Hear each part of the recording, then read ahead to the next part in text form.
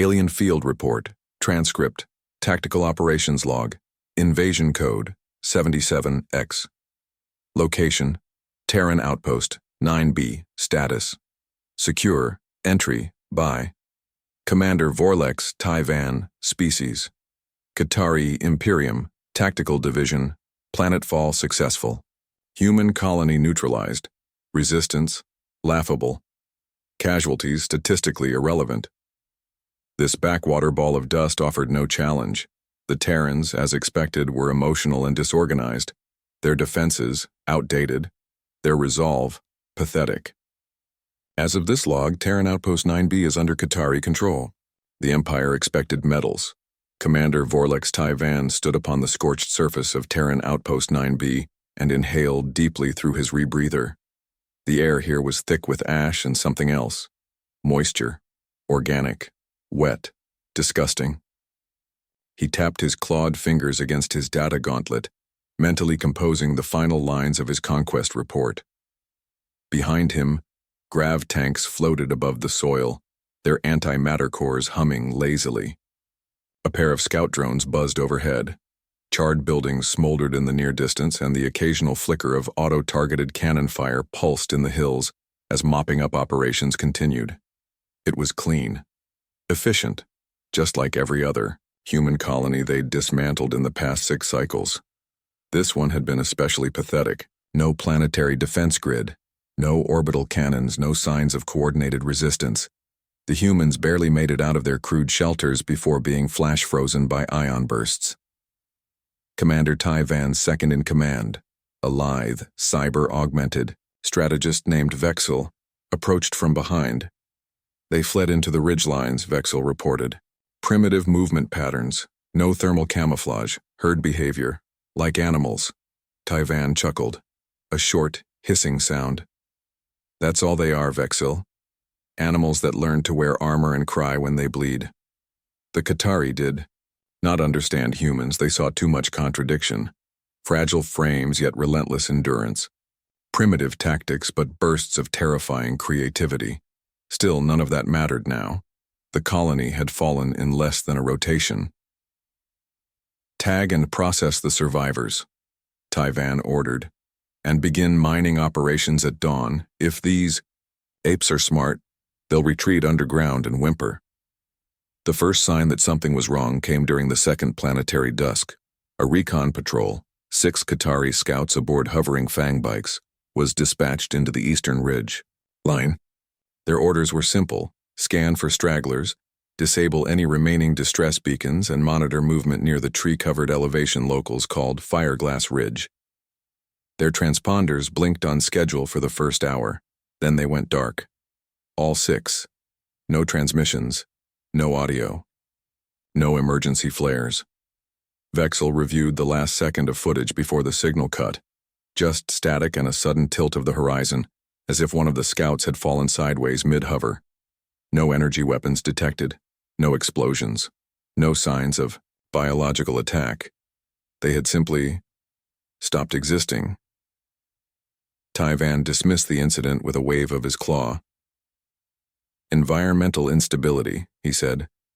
Their machines were not built for this much moisture.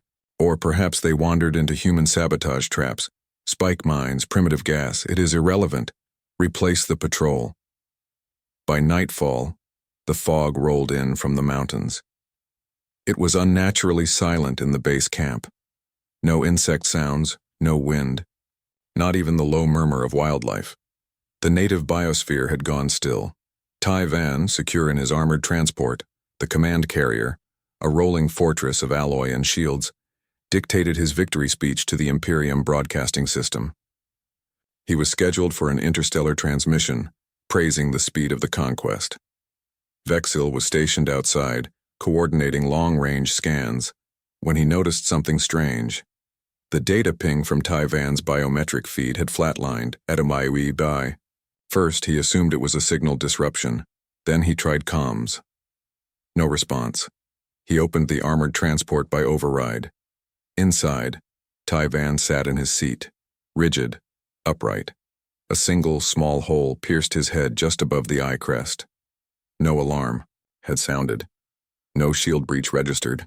His expression was frozen mid-sentence, a twitch of amusement still on his face. Nothing had entered through the walls.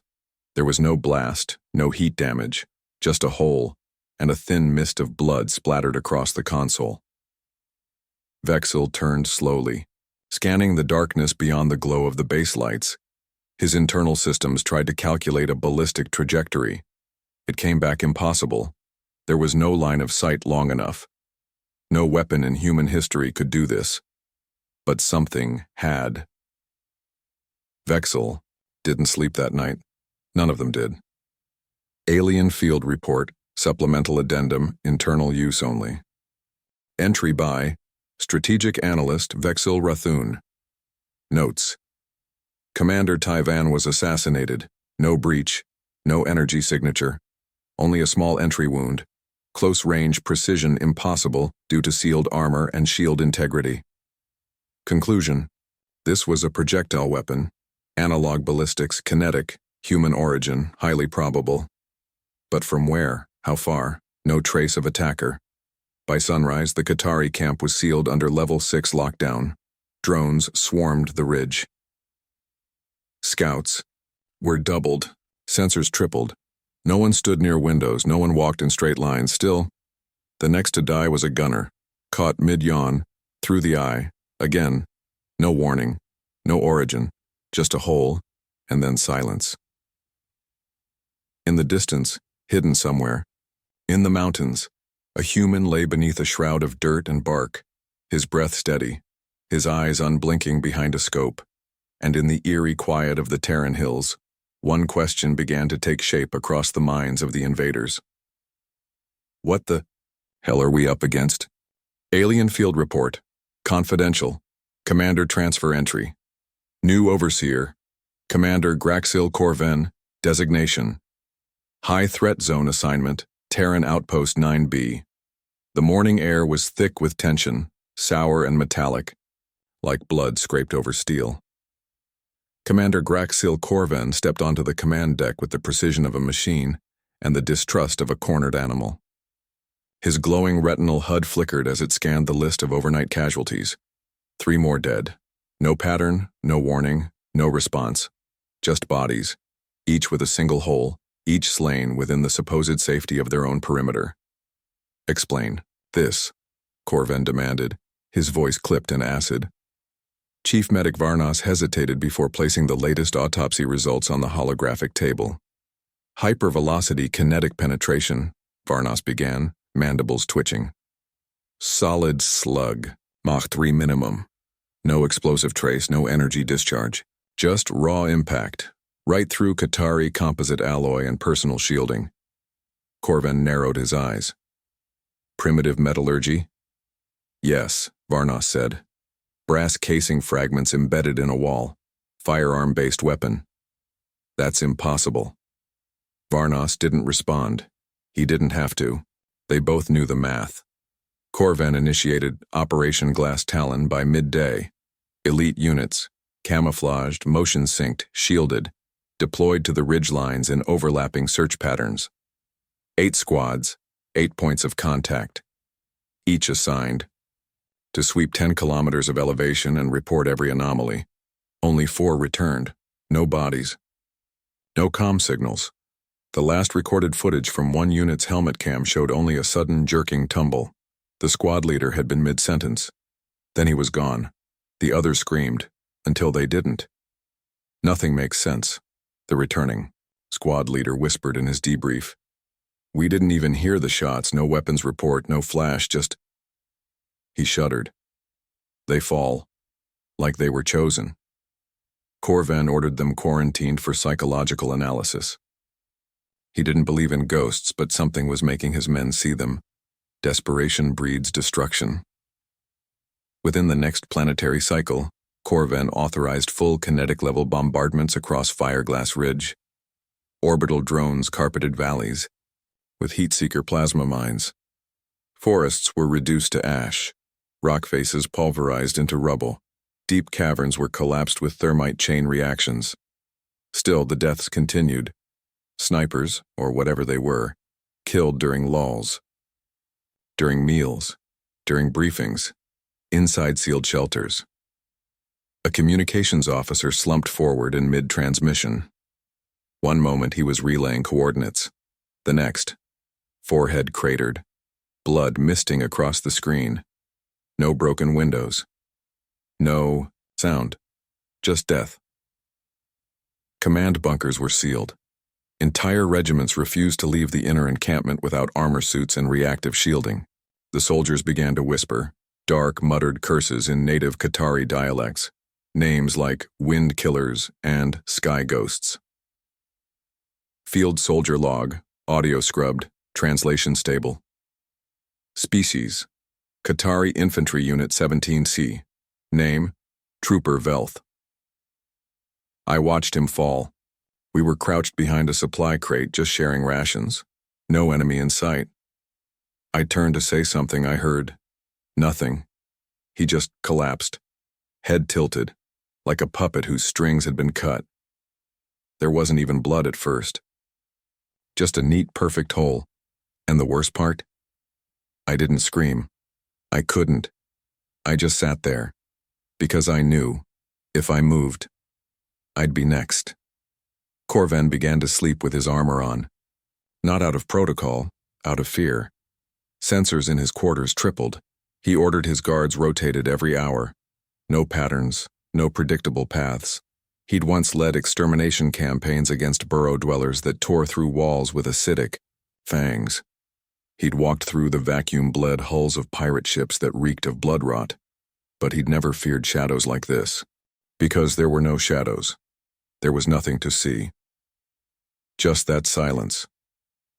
And then the thump of another name erased from the roster. On the sixth night, Corven returned to his command center after a 30-minute absence.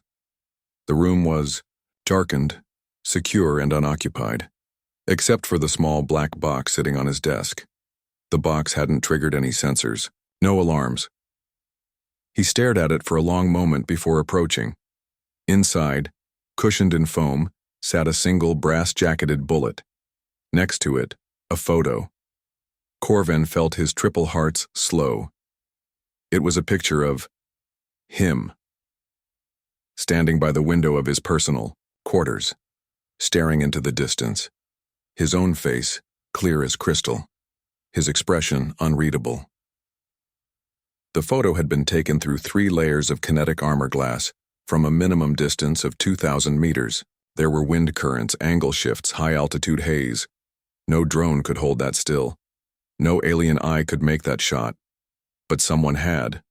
Someone who watched, who waited, who calculated every breath and heartbeat and twitch of Corven's body. There was no message, no demands, just the bullet, and the certainty that if they wanted him dead, he already would be. Unsent Commander's personal log, audio transcript fragment. This isn't war. This is ritual. They don't scream, they don't charge, they don't swarm, they wait. And then they take one. Only one. Like it's enough to remind us. We are not safe. Qatari Fleet Command, Directive 431Z, Strategic Reclassification. Status. Update, Terran Outpost 9B. New classification. Active combat zone. Hostile indigenous resistance confirmed. Order. Non-compliance declared. Orbital cleansing approved. The skies over Outpost 9B burned. From high orbit, the Qatari fleet launched fusion-tipped bombs, carving firestorms across the mountain ranges. What little vegetation had survived was now vaporized. Valleys once crawling with life were buried in molten rock. Entire sectors were reshaped into craters. Cities, ghost towns already abandoned, were turned to ash. The strategy was simple. Eliminate the ground. Leave nothing for the enemy to hide in. If there were no ridgelines, no hills, no foliage, then there could be no more snipers. But the deaths didn't stop. Even under mountain-sized slabs of irradiated steel and melted terrain, the commanders died. Inside bunkers lined with blast-proof walls. Inside transports moving at 300 kilometers per hour, one by one. one bullet at a time. Commander Corven was dead. His remains were found slumped over a console, blood frozen in mid-spatter. The bullet had pierced a half-meter of solid alloy and skin-tight armor. No entry point was ever found. No trajectory mapped. He was the 7th high command kill in 4 days. The soldiers no longer used his name. They referred to him simply as the one who tried to talk. Across the devastated landscape, morale crumbled like old bone. Units stopped deploying beyond base perimeters. Drones refused to launch due to cascading system errors, later revealed to be deliberate jamming. Even orbital sensors began misfiring, overcorrecting and glitching, as if some electromagnetic presence beneath the planet's surface interfered with their readings. And always, the fear.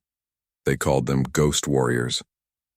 Some said the humans no longer needed line of sight to kill, that they could sense heartbeat patterns through walls, that they marked a soul long before pulling the trigger. One soldier wrote on his bunk wall in acid-etch ink, "They don't just shoot us. They watch, they learn, and when they decide, you're already gone." Field Rumor Network, unauthorized comm log fragments. "We're prey, we just don't know when the predator strikes. Maybe the shots come from orbit. No, it's the ground. They crawl through it like animals. There's no them, just one, just him. I heard he sleeps inside the corpse of a skimmer, breathes through dirt, drinks mud, waits days before blinking. No food, no sound, just patience. He's not a soldier, he's a punishment." Human sniper POV, personal monologue. Unknown location. The trick is not to move, not even a little, not even your breath, not when it matters. They have scanners that can detect motion down to the vibration of a blade of grass, so I become the grass. I was raised in the Sierras. Before the war, my dad taught me how to watch wolves without being seen, how to track without a trail, how to wait for 3 days if it meant one clean shot. Qatari, they're loud, tech-heavy, impatient. They rely on drones and swarm tactics. It's why they lose. We don't outgun them. We outthink them. They came to our land, thought it was weak, dusty, forgotten. They didn't know this dust teaches you how to kill. You breathe our air, you bleed for it. You call it a planet, we call it home. Qatari Military AI, Tactical Analysis Subnet. Priority Report. Sniper Anomaly, Terran Outpost 9B finding. No predictive models successful. All attempts to locate origin of fire have failed. Variables exceed adaptive capacity. Conclusion. Human marksmen do not follow tactical logic. Addendum. Behavioral patterns exhibit non-digital reasoning and intuitive adaptability. Recommend full retreat or external intervention. Even machines admitted defeat. Qatari artificial intelligence, known to predict combat behavior down to 3 decimal points of likelihood, began flagging sniper encounters as unmodelable. No formula could explain the randomness of their strikes. No algorithm predicted which soldier would die next. Every variable was broken by one constant: human instinct, not brute force, not rage, but patience. Commander Lexor, a decorated strategist with 12 extermination campaigns under his belt, was the last to believe they could still win, until he found the bullet embedded in his food tray. No one had touched it. No prints, no scent. The projectile hadn't even torn through the metal. It rested there, perfectly centered, like a signature. He didn't eat that night. He barely breathed. The next morning, Lexor issued a classified communication to the Terran Resistance Network, a last-ditch transmission encoded through subspace encryption designed for peace negotiations. His voice was trembling. I don't wish to die on your soil. I see now that this is your world, not ours. I wish to speak. No tricks. I will come unarmed. I will kneel. Please. I only wish to. A red laser dot appeared on his throat. The screen flickered. He froze. His pupils dilated. Then static swallowed the signal. No trace of the commander was ever recovered. Qatari withdrawal report. Red level broadcast. Secure frequencies only. Terran Outpost 9B is no longer under occupation. Remaining forces are in full retreat. The local inhabitants possess weaponry and tactics inconsistent with known human warfare doctrine. Qatari Imperium broadcast. Military bulletin. Confidential clearance. Only. Subject. Formal. Withdrawal from Terran Outpost 9B status. Complete. Effective immediately, all Qatari personnel are forbidden from entering the Terran Outpost 9B region. All remaining forces have been extracted. No further operations will be conducted on planet. Any approach within 100,000 clicks of the surface must have express authorization from High Command. This territory is now classified as a forbidden war zone. Signed, Supreme Strategist Thas Varnakatari, High War Council. Memoir fragment, unpublished archive. Author, Veteran Strategist Vexil Rathun. Entry. Title, The Ground We Dared to Touch. We had fleets, they had rifles. We had courage, they had silence. We brought steel and fire. They gave us wind and death. On the Qatari homeworld, the halls of war once rang with pride. Now they echoed with questions. In the black marble chambers of the High War Council, alien strategists played out simulations in silence. Every model, every AI prediction, every fleet tactic had failed. Nothing accounted for the psychological collapse of an elite force. Nothing explained why thermal scans saw only rocks, why sound sensors heard only wind, or why no drone ever caught the human killers. "Are they even biological?" asked one senior tactician, her frills twitching. "Do they need sleep? We saw no trails, no heat signatures, just clean kills, one per night, no more, no less." "AI models can't extrapolate human engagement. Rules." Another snapped. "They're not fighting to win, they're fighting to haunt." No one laughed. Across Qatari space, returning veterans were granted silent honors, a classification invented solely to excuse the loss. To speak of what happened was taboo, but the soldiers still whispered, in mess halls, in quiet bars, in dark medical bays where tremors lingered long after wounds had closed. One word always rose above the rest. Snipers. The most primitive weapon, the oldest. No thermal plasma, no arc blade or grav whip, just metal, pressure, patience. Entire academies were ordered to revise doctrine, never land troops on a human colony, never assume terrain superiority, never assume they are outnumbered, even when you see none of them. And above all, never think, you understand them. For weeks after the retreat, transmissions echoed through the galactic net. First rumors, then cautionary tales. Finally, unverified stories. A single human held a valley against 1,000 for 6 days. Killed 36. Was never seen. One colony broadcast no signals for years. When alien harvesters landed, they found a city rebuilt and a tower made of enemy helmets. A sniper let a Qatari officer crawl back to his ship, just so he could tell the story of what happens when you try to take a human world. Myths spread faster than facts. New recruits orientation log, Sector Epsilon 9, audio fragment. Species, Qatari cadet, Traxon. Rel assignment, interstellar infantry candidate. Sir? A question.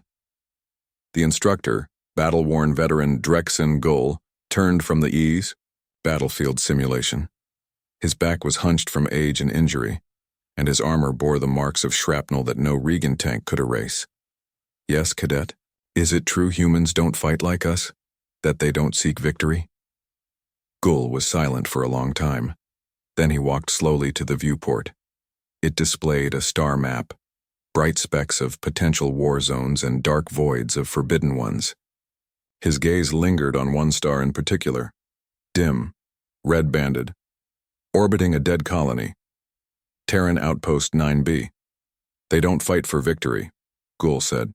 Victory is something you plan, something you weigh with cost and consequence. He turned. Back to the cadet. One eye flickered with an old cybernetic lens. The other, just a scarred, empty socket. They fight to become myth. The room fell quiet. Even the instructor's own voice lowered to a rasp. When we landed, we thought they were the prey, that their colony was weak, undefended, broken. He held out a clawed hand and made a slow, slicing motion across the air, but the moment we touched their soil, they became the wind and we the hunted. In the ruins of Outpost 9B, the wind still howls. Drones no longer enter its atmosphere. Scans return corrupted.